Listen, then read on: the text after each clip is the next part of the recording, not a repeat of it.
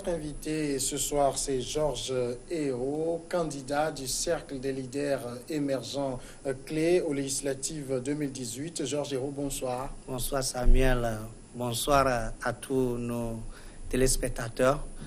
Je profite de l'occasion pour saluer M. D. Komlan au niveau des Avegame en allant vers Bodje.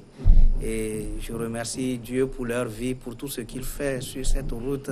Parce que quand vous prenez la route là, à un moment donné, même si c'est une voiture, vous devez descendre pour prendre, comment on l'appelle, une moto. Et ils font de bons boulots. D'accord. Vous êtes candidat dans la circonscription de Kloto, c'est ça? Dans la circonscription de Kloto-Pelé, c'est jumelé. C'est jumelé, d'accord. Oui. Alors, votre parti, c'est le Cercle des leaders émergents, clés. On va évoquer donc avec vous le programme et tout. Mais d'abord, comment se déroule la campagne à ce niveau-là? La campagne, ça se déroule très bien. Quand on a commencé mardi, avec certaines formalités et tout au niveau de la préfecture, après la CELI, et la préfecture de Kloto et la préfecture de Pelé, on a commencé avec les stratégies que nous avons mises en place. Et ça se passe très bien. En ce qui concerne la sécurité aussi, nous remercions les forces de sécurité qui font beaucoup de choses pour permettre à cette élection d'être effective. Donc, je dirais que l'élection, la campagne, ça se passe très bien. Alors, là-bas, il n'y a pas les mouvements qu'on observe à certains endroits du pays? Je pense que ça doit être samedi. Samedi, lorsque je sortais de mon quartier général, j'avais vu certaines barricades en route avec certains jeunes avec pneus. Mais j'avoue qu'on s'était croisés, mais on n'a pas touché à notre voiture. Ils étaient plutôt très contents de lire clé la solution. Et par après, la voiture ne pouvait pas passer par certaines barricades. On a dû rebourser chemin. C'est là où on a vu la grande foule qui nous menaçait de ne pas passer par là-bas. Bon, on a dû les respecter et par après on a cherché de chemin pour arriver quand même pour sortir, mais par après les forces de l'ordre ont enlevé les barricades et puis tout est revenu normal, je crois le mardi aussi, mais est-il que c'est des choses mineures qui n'ont pas tellement d'effet sur les campagnes. Donc ça se déroule très bien. Surtout à Palimé, que ce soit Palimé, que ce soit l'État, et ça se passe très bien. Alors dites c'est des choses mineures, mais ça montre quand même l'ambiance dans laquelle cette campagne est en train de se dérouler. Oui. Il y a une ambiance assez tendue. Oui, c'est ce que effectivement on déplore, parce que c'est un jeu. Les élections, ça doit être ouvert à tout le monde. Ça doit être quelque chose où on doit faire dans la convivialité et que le meilleur gagne, quoi. Mais ces images ne nous honorent pas et n'honorent pas notre pays. Et nous regrettons que il y a certains qui ne participent pas, mais c'est aussi leur droit. Ils ont le droit de dire non, comme chez nous. Aujourd'hui, si on décide de ne plus participer, personne ne nous tiendra de rigueur pour rien. Donc, nous devons laisser les autres, parce que, comme on le dit, ma liberté s'arrête là où commence celle de l'autrui. Donc, c'est ce qu'on déplore. C'est vraiment quelque chose que nous ne pouvons pas imaginer en cette élection 2018 qu'il y a des choses comme ça. Mais n'empêche, nous enregistrons ce qui se passe. Alors, est-ce que vous ne vous dites pas quand même que nous sommes un peu, responsables de la situation, parce que nous avons accepté aller à cette élection, malgré qu'il y a une bonne partie de l'opposition qui dit que les conditions ne sont pas réunies? Oui, dire que les conditions ne sont pas réunies, oui. mais de quelle manière les conditions ne sont pas réunies? Parce que les avis se partagent. Bon, pour certains, c'est la CENI 8-8. Mais Clé n'a rien à voir avec la CENI 8-8. Donc, de toute façon, nous allons à cette élection sans Clé. Et donc, au niveau des CELI, il n'y a pas Clé. Il y a les autres partis politiques. Donc, si nous disons aujourd'hui que non, nous n'allons pas à cette élection parce qu'il n'y a pas 8-8, à quoi ça nous engage? Donc, chez nous, nous ne parlons pas des conditions de la CENI. Nous ne parlons pas de la condition de la CENI. Mais quand ce qui concerne l'organisation, nous sommes en train de suivre l'organisation. C'est pour cela que j'avais dit ça au niveau de l'antenne ici, que participer, plutôt déposer sa candidature, faire campagne, ne signifie pas participer à l'élection.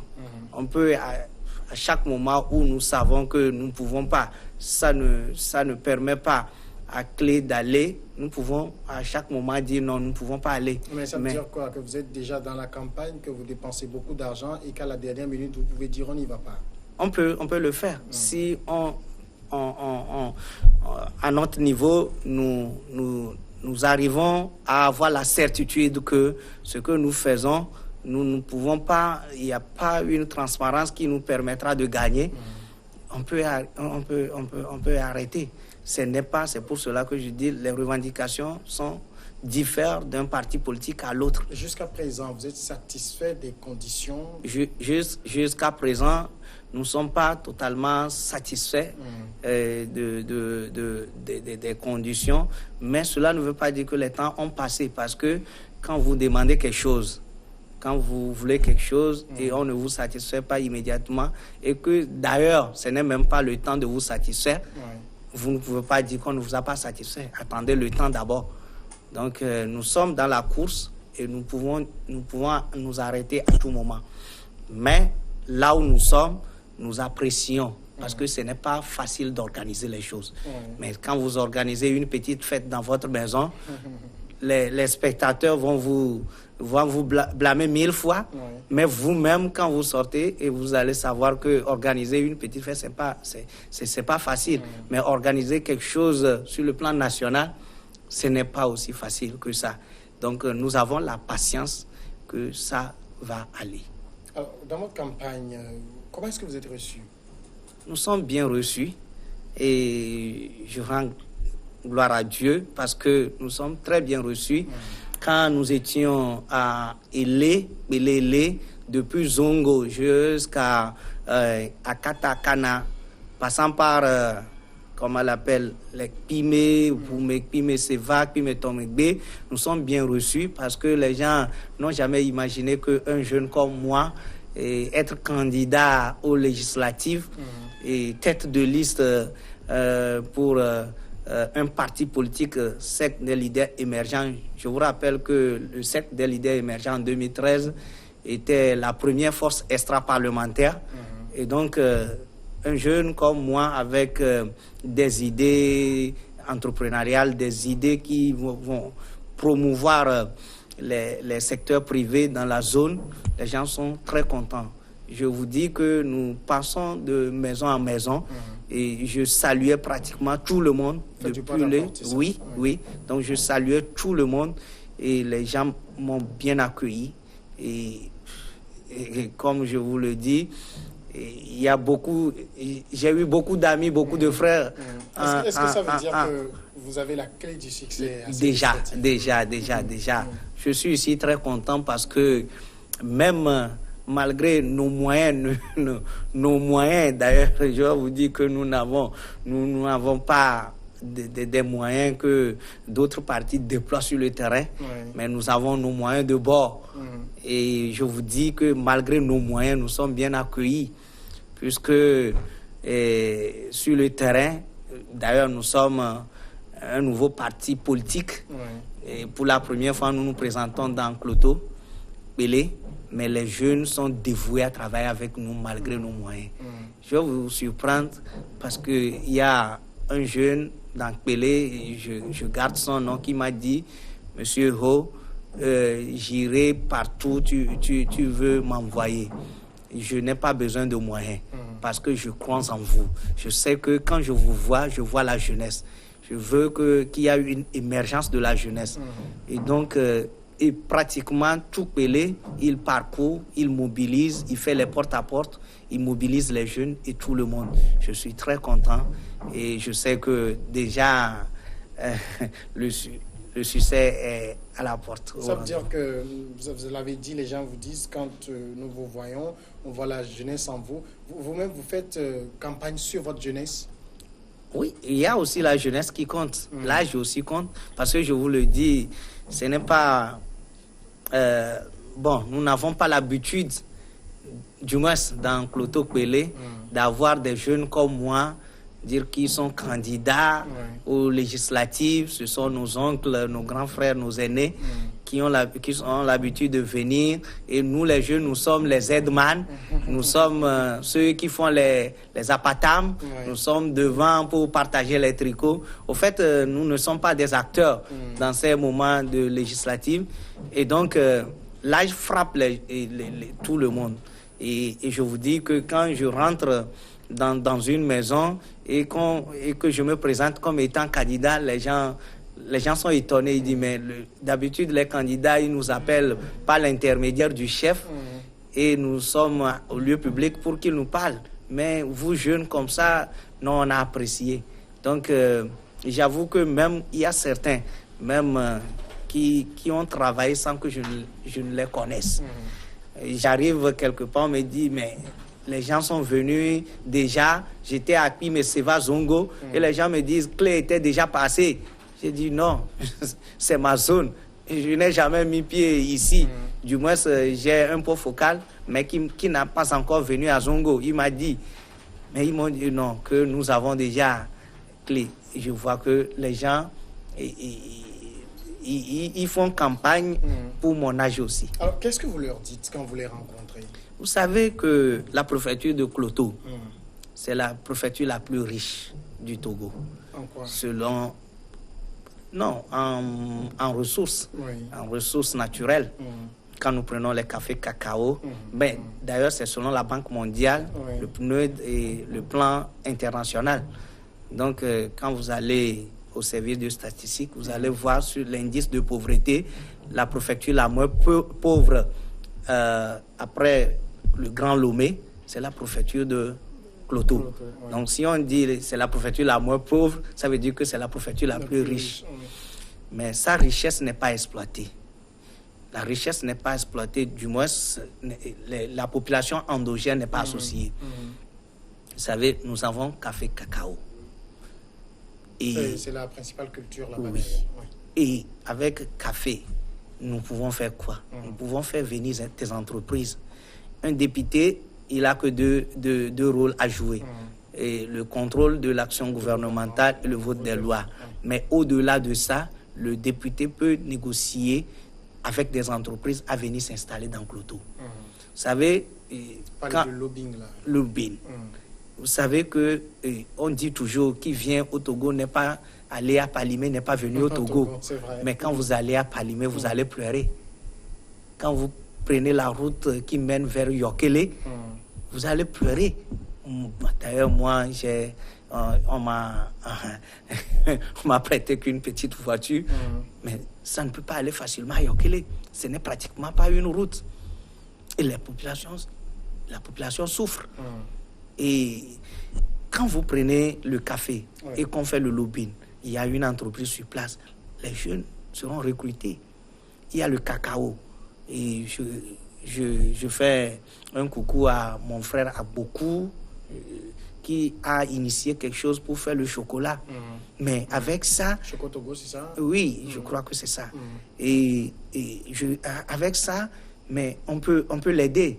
Il y a beaucoup de personnes dans Cloto qui peuvent l'aider. Mais moi, mon idée est que soit il fait un holding ou soit il ouvre le capital pour être plus compétitif sur le terrain. Donc, nous avons des idées. Et j'ai remarqué quelque chose qui m'a étonné, Samuel, dans Cloto. Vous savez, chez moi, la vie à Goviépé, chaque maison, il y a pratiquement 3-4 manguiers. Avant, c'était les Ghanéens qui viennent acheter les manguiers chez nous. Et ils ont commencé à acheter les pépinières. Et ils ont planté. Maintenant, ils n'arrivent plus. Les mangues sont là. Il y a une mouche. Je ne connais pas son nom. Mais quand lui vient, il pique la mangue, c'est fini. Et donc, la mangue pratiquement pourrit. Donc, il n'y a plus d'acheteurs pour les mangues. Mais quand vous allez au supermarché, circuler dans les supermarchés, vous allez voir les jus de mangue. On a écrit les jus de Paris. C'est d'habitude fabriqué en France. Et les gens de Cloto, ils achètent des jolis jus en poudre pour leurs enfants, alors qu'ils ont beaucoup de mangue. Ils ont beaucoup de bananes. S'ils veulent acheter les jus de bananes, ils doivent acheter les jolis jus. Mais qu'est-ce qu'il faut faire? Il faut seulement faire le lobbying. Il faut permettre aux gens de venir s'installer sur place. Et nos députés, je ne sais pas, ils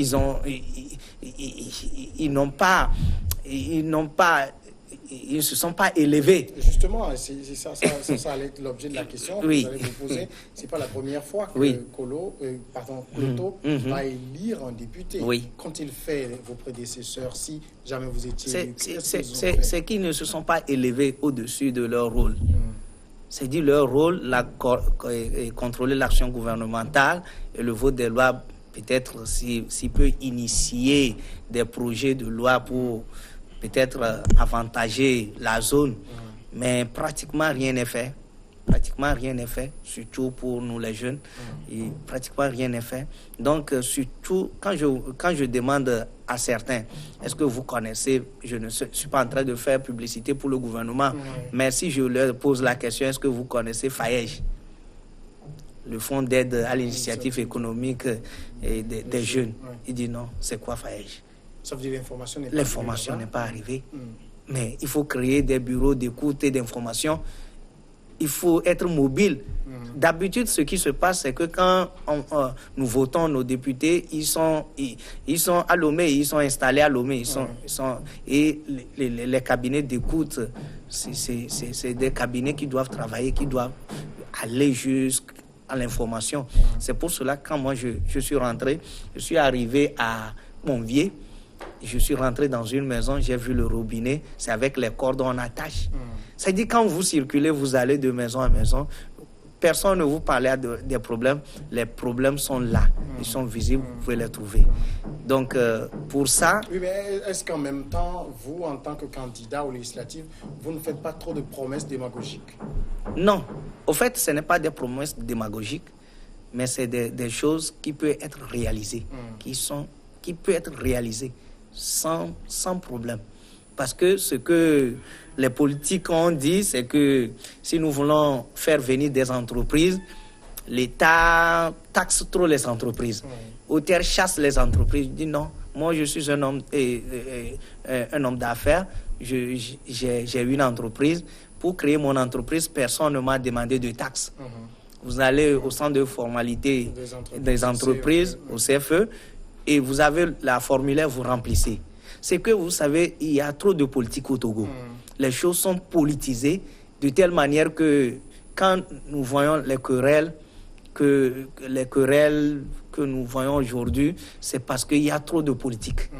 Que ce soit de l'opposition, que ce soit du parti au pouvoir, vous avez le devoir d'apporter l'information à ceux qui vous ont élus. Dites-les, les jeunes, il y a beaucoup de bacheliers. Vous serez étonnés d'avoir dans pratiquement chaque maison des bacheliers qui sont là, qui sont revenus. Mais dites-leur qu'il y a FAEJ qui finance les projets. Faites vos projets. Si ce n'est pas financé, moi j'ai été formé en 2013 à Nonché. Mon projet n'est pas financé, mais j'ai bénéficié de cette formation. J'ai mon entreprise tout juste après. J'ai créé mon entreprise avec mes propres moyens. Mais quand même, j'ai bénéficié de la formation. Dites-leur qu'il y a ça. Mais si c'est que c'est FAEJ, allez chez FAEJ, dites les gens qui m'ont élu n'ont pas l'information. Faites quelque chose pour apporter l'information. Mais les députés, ils ont beaucoup de rôles. Alors ça veut dire que vous, candidat de clé, vous pensez, si vous devenez député demain, vous n'allez pas simplement vous contenter aux deux rôles dans lesquels la loi vous met, mais vous irez au-delà de ça, c'est ça? Effectivement, effectivement, c'est ce que moi je vais faire. Parce que, vous voyez, il y a aussi l'âge. C'est pour cela que l'âge joue très bien. Et il y a certains candidats qui ne peuvent pas faire la marche que j'ai faite. Depuis Elé jusqu'à Kata, circuler dans des maisons, ils ne peuvent pas le faire. Il y a aussi l'âge, la mobilité. Donc, moi, quand je serai élu, je ne vais pas me contenter de ces deux actions. Je vais aller au-delà de ces deux actions parce qu'il est très important. Si nous voulons nous contenter de ces deux actions, la zone ou bien la noblesse de notre préfecture n'aura pas d'éclat. Il faudrait aller au-delà de ça. Il faudrait travailler avec le gouvernement en place. Il faudrait aller faire des voyages pour négocier des affaires, des entreprises, de venir s'installer dans Cloto. Et d'ailleurs, le climat est propice. Vous savez, par des amis, j'ai compris quelque chose. Et la société Voltique qui est à Davier achète des fournitures pour les élèves de Davier. Ça, c'est une bonne chose. Je ne suis pas en train de faire sa publicité, mais c'est déjà une bonne chose. Cela voudrait dire que s'il y a une société de café ou bien une société de chocolaterie dans Cloto, il va développer sa zone. Il va permettre, même des fois, même certaines routes, ils vont se permettre de réhabiliter certaines routes. Est-ce que votre campagne ne prend pas plus l'allure d'une campagne présidentielle où on entend ce genre de promesses plutôt qu'une campagne pour les législatives? Non, au fait, vous savez, moi, je dis dans ma zone que je voudrais être élu pour Cloto Pelé. Je voudrais être élu pour Cloto Pelé, puisque je ne suis pas quelqu'un qui est chaufronné en politique, et tout, moi, c'est la gestion. Donc, je ne suis pas chaufronné en politique. Ce que moi je sais, c'est ce que je dis. Ce que je sais que c'est réalisable, c'est ce que je dis. En réalité, les députés, bon, prenons le Togo, nous n'avons pas encore commencé la décentralisation. Du moins, les élections sont reportées au calendrier grec. Pas au calendrier grec, ça va venir tout prochainement. Ok, d'accord. Donc, ce que le député doit faire doit aller au-delà, puisque les présidents de délégations spéciales, ce sont des gens qui sont nommés. Ils ne sont pas élus pour le moment. Mais c'est seul le député qui est élu. Donc, qu'est-ce que le député doit faire? Le député doit faire pour faire la promotion de sa zone. Il doit vendre la zone. Parce que, je vous dis que ce que nous avons l'habitude de lire dans Cloto, j'ai aussi compris que ce sont des gens de l'administration. Ce sont des gens de l'administration. Ce sont des fonctionnaires. Ils sont habitués déjà à ça. Quand il n'y a pas de productivité, mais le salaire au rendez-vous. Contrairement à moi, si tu ne produis pas, il n'y a pas de salaire. Donc on est déjà habitué à ça. Donc à la productivité. Donc nous devons donner des résultats. Donc nous sommes déjà habitués. Ce n'est pas une campagne de présidentielle, mais c'est une campagne qui permet de faire la promotion de sa zone. On peut l'extrapoler pour le faire. Et d'ailleurs, le chef de l'État doit saisir des occasions comme ça pour nous inviter et à lui donner nos idées, parce que c'est très important pour le Togo. Si tout le monde, chaque député pouvait faire ça à sa zone, je pense que dans 2-3 ans, ça va devenir une concurrence. D'accord. Alors, dans le Cloto Pelé, combien il y a de sièges en jeu? Il y a 3 sièges. Et vous êtes combien de concurrents à derrière ces 3 sièges? Nous sommes 7 partis politiques. Et donc, nous sommes pratiquement 7 fois 6. Ça fait 42. Donc, nous sommes 42 à courir derrière les 3 sièges. Il y a de gros morceaux dedans? Des gros morceaux, de gros morceaux. Vous savez ce que vous appelez de gros morceaux? Moi, je ne comprends pas. Mais je vais vous dire que je suis un gros morceau. Parce que quand vous avez le retour, c'est en cela que vous serez en confiance. C'est-à-dire, il y a ceux qui déploient les grands moyens. Ça, ce n'est pas les gros morceaux. Il y a les grands moyens. et je vous dis que la population qui a été victime plusieurs fois saura distinguer les gros morceaux des petits morceaux. Donc nous pesons lourd parce que quand nous avons touché, je vous dis que nous avons touché pratiquement la population partout où nous passons. Il reste les Kouma, les Fiokbo à passer. Et je vous dis qu'il y a beaucoup de gens qui nous suivent à l'intermédiaire de Niwa TV. Et quand j'arrive dans certaines zones, les gens me reconnaissent facilement. Et donc, je vous dis que ça, je vous suis... payer la facture. Hein? Je vous dis que je suis un gros morceau dans cette élection. Vous croyez beaucoup dans vos chances, c'est ça? Oui, très bien. Très bien. Je suis ici, d'ailleurs, en tant qu'un homme de foi, j'ai la certitude que c'est déjà passé. Alors, si éventuellement vous êtes élu après le 20 décembre, quelles vont être vos premières actions de député? Quand je vais être élu, la première des choses, c'est de repartir à la base pour remercier ceux qui m'ont élu. C'est très important. Bon, ça, on voit beaucoup de personnes qui le font. Ils retournent, font des concerts de remerciements et tout. Mais c'est plus de ça que les populations ont besoin. C'est d'action que les populations ont besoin. Et commencer à implanter des cabinets d'écoute et d'information. Et par après, parce que je vous ai dit qu'il faut faire le lobbying. Pour faire le lobbying, il faut être à l'écoute.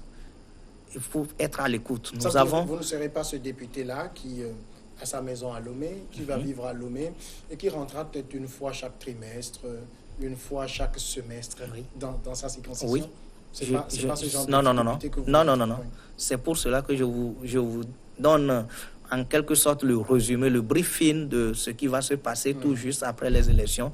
Quand il y a déjà les cabinets d'écoute et des informations, toutes ces informations-là, nous avons déjà nos projets pour la zone. Donc, toutes ces informations-là viendront actualiser seulement les projets que nous avons et le lobbying commence.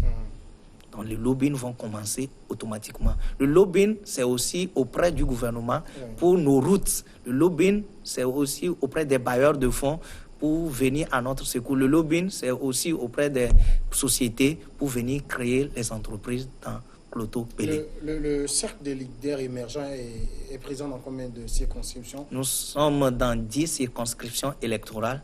Et le Grand Kloto, le Grand Lomé, Kloto-Pelé.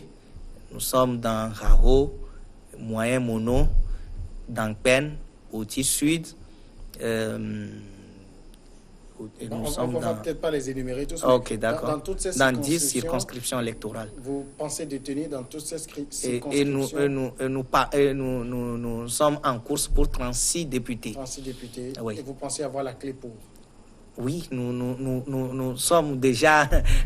vous savez, ce qui me plaît, c'est que nous sommes des hommes de foi aussi. Oui. Donc, nous savons que nous aurons quand même le maximum. Du moins, dans Kloto, nous avons aussi les sièges là-bas. Georges Hérault, merci d'être passé répondre à nos questions. Merci beaucoup, Monsieur Samuel. Merci à tous ceux qui sont dans Kloto et sont en train d'abattre des gros boulots pour moi. À Dochek et à Konda. Merci à tout le monde. Bonne chance pour la suite de votre campagne. Merci beaucoup. Candidat donc du Cercle des leaders émergents aux législatives du 20 décembre 2018. On va observer maintenant la pause et après, ces regards croisés.